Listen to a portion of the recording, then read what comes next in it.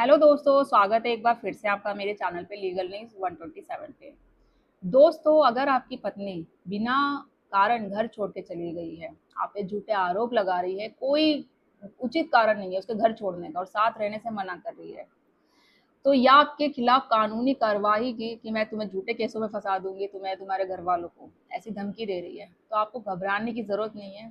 आपके पास भी कानूनी अधिकार है, आपके पास भी राइट्स है। तो आज की वीडियो में मैं आपको 4 ऐसे इंपॉर्टेंट कानूनी राइट्स बताऊंगी, कानूनी अधिकार, जिसका इस्तेमाल करके आप इन चीज़ों से बच सकते हैं। तो एंड तक बने रहिएगा और चैनल पे नए जुड़े हैं तो चैनल को लाइक करिए, ज़्यादा लोगों तक शेयर करिए, जैसे आपको हेल्प मिलती है वैसे ही सबको मिल सके। और बेल आइकन दबाइए ताकि आपको टाइम टाइम से मेरी वीडियो की नोटिफिकेशन मिलती रहे।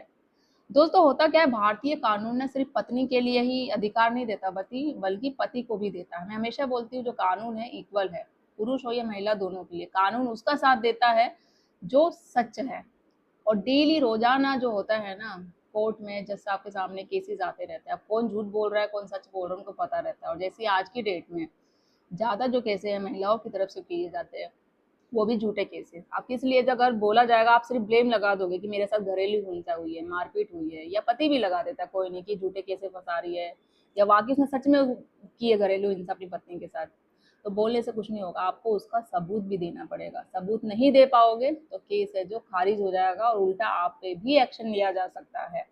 तो आज की वीडियो में मैं आपको बताऊंगी पति के पास सबसे 4 महत्वपूर्ण लीगल ऑप्शन के बारे में, जो आपके पास अधिकार कौन से हैं जिसका वो इस्तेमाल करके आप अपने केस में रिलीफ पा सकते हैं। तो चलिए जानते हैं स्टेप बाय स्टेप। और अगर आप में से भी कुछ लोग हैं जो सेम है, आपको समझ में नहीं आ रहा है कि भाई हम पे झूठे केसेस करने की पत्नी धमकी दे रही है, आने वाले टाइम में वो कर सकती है, तो क्या राइट्स होने चाहिए आपके लिए भी जानना बहुत ज़रूरी है। तो चलिए शुरू करते हैं। पहला कानूनी अधिकार है जो आप कर सकते हैं, सेक्शन 9 का, रिस्ट्रिक्शन ऑफ कंज्यूमर राइट। बहुत लोगों ने सुना होगा। अब बहुत लोग बोल सकते हैं कि नहीं, इससे क्या रिलीफ मिलता है। तो रिलीफ मिल सकता है अगर आप सही तरीके से प्रेजेंट कर सकते हैं, सही तरीके से। होता क्या है, सेक्शन 9 पति या पत्नी दोनों ही करते हैं। पत्नी करती है वापस ससुराल जाने के लिए, पति करता है पत्नी को वापस बुलाने के लिए। ठीक है।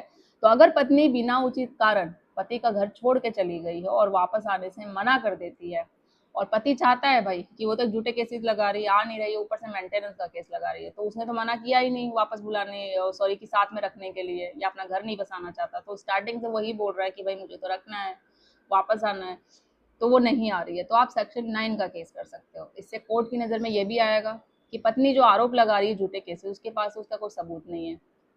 ठीक है, सबूत के नाम पे उसके पास जीरो है।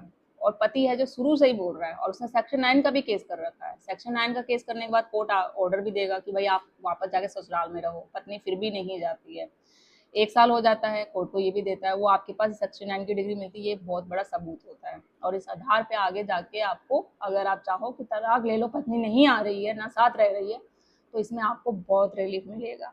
तो इसका उद्देश्य किसी को जबरन साथ रहने के लिए भी नहीं होता कि सेक्शन 9 आपने केस कर दिया तो कोर्ट क्या करेगा, जबरदस्ती पत्नी को भेज देगा या बोल देगा भाई आप भेज दो। ऐसा नहीं है, कोई मजबूर नहीं करता कोर्ट, बल्कि अदालत यह देखती है क्या वैवाहिक सम्मत को कानून के अनुसार कि दोबारा रिश्ते में बसाने के लिए, देखो तलाक तो हो जाएंगे, तलाक नहीं तो एक कोशिश करनी चाहिए क्या रिश्ता इनका दोबारा से जुड़ जाए। क्योंकि अब अगर तलाक के लिए कोई भी जाता है ना, अर्जी डालता है, तो ये नहीं तुरंत जाते ही कानून आपको, कोर्ट आपको तलाक दे देगी। वो पहले काउंसलिंग के लिए भेजेगी, मेडिसिन के लिए भी करवाएगी कि एक रिश्ता क्या पता बच जाए। और बहुत लोग होते हैं, तलाक का केस भी चलता रहता है ना, सालों साल 2 साल, फिर बाद में वो डिसाइड करते नहीं अब हमें तलाक नहीं लेना, या तलाक के बाद भी फिर उनको रियलाइज हो जाता है कि नहीं ऐसा नहीं करना चाहिए, अब दोबारा शादी उसी पार्टनर से कर लेते हैं। तो ये स्टेप लेने से पहले आप लोग बहुत बार सोचो। देखो, लड़ाई झगड़ा हर एक रिश्ते में होती है, हर एक पति पत्नी में होती है, तो उस रिश्ते को कौन मजबूत बनाता है, आगे तक कौन अपने रिश्ते को संवार के रखता है, ये सबसे अहमियत करता है। जब आपका पहला ही रिश्ता सक्सेसफुल नहीं हो सका, तो क्या गारंटी है कि दूसरा हो जाएगा। तो कोशिश करो रिश्ते को बचाने की। हाँ, अगर उस रिश्तों में गुंजाइश ही नहीं है, कोई चांस ही नहीं है, तो वो भी बंद हो सकता है। तो यदि पत्नी के पास अलग रहने का उचित कारण है तो अदालत उस पर विचार करती है। इसलिए हर केस के फैक्ट अलग होते हैं, सेम नहीं होता है। ठीक है।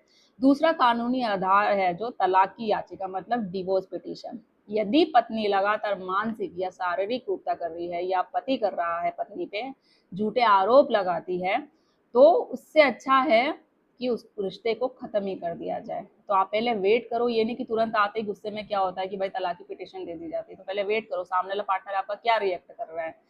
ऐसा भी होता है जैसे कि पति ने डिवोर्स पिटीशन फाइल कर दी, उसके बाद पत्नी लगा देती है काउंटर में केसेस 498 डीवी ये सारी चीज़ें। तो रिएक्शन देखो और फिर उसकी बात करो, थोड़ा वेट करके फिर आपको करना है। तो पति लागू कानून इस सिचुएशन के आधार पर तलाक की याचिका दायर कर सकता है। तलाक केवल पति पत्नी की इच्छा से नहीं मिलता है। अदालत जो जिस आधार पे आप तलाक जा रहे हो ना, जो आप आधार दे रहे हो, जो ग्राउंड दे रहे हो, वो उसको सबूत देखेगा, सारी सिचुएशन देखेगा, उसके आधार पर फिर निर्णय लेती है। तीसरा कानूनी अधिकार है झूठे केस का कानूनी जवाब देना।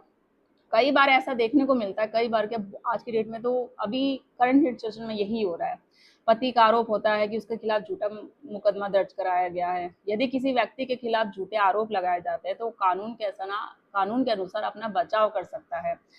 पत्नी नहीं दे पाई जो वो आरोप लगा रही है, कोर्ट में ये साबित हो गया वो झूठे हैं। अब भाई झूठे केसों में तो उसके साथ मेंटल क्रूरती हुई है, समाज में, आस पड़ोस में, रिश्तेदारों में उसे बदनाम किया गया है, तो वो भी तो उसके पास उसका बदला लेगा ना। तो आपके पास भी ऑप्शन है कि अपना पक्ष रखो, जो भी सबूत है वो कोर्ट में पेश करो और उचित होने पे अग्रिम जमानत या नियमित जमानत के लिए आवेदन करना, और उसके बाद आप पत्नी उसके मायके वालों का सेक्शन 211 का भी केस कर सकते हो।